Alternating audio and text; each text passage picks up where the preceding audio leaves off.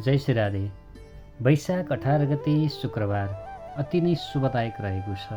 ज्ञान प्राप्ति, अहिंसा, सत्य र करुणाको सन्देश प्रभावक यानि कि बुद्ध जयन्ती अति नै शुभकारक दिन रहेको छ।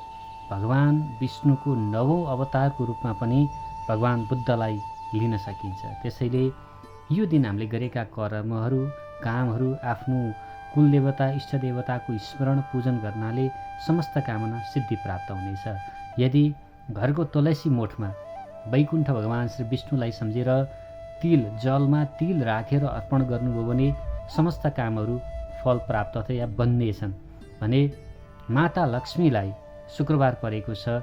माता लक्ष्मीलाई दही र मिश्रीको भोग लगाउनुभयो भने यदि तपाईँको कसै फसेको पैसा छ भने पनि प्राप्त हुनेछ। र पूर्णिमा परेको छ, बेलुका चन्द्रमालाई अर्घ दिनुहोस्, आफ्नो समस्त कामनाहरू सिद्ध होस् भनेर भगवानसँग प्रार्थना गर्नुहोस्, चन्द्रमाको उपासना गर्नुहोस्, समस्त कामले सिद्धि प्रभाव गर्नेछ। र आफ्नो कुलको उपासना, कुलको चाहिँ पूजन पाठ गर्नाले पनि तपाईँको भएका लुप्त रहेका इनर्जीहरूलाई पनि यसले प्रस्फुटन गर्नेछ। जय श्री राधे, जय शम्भो।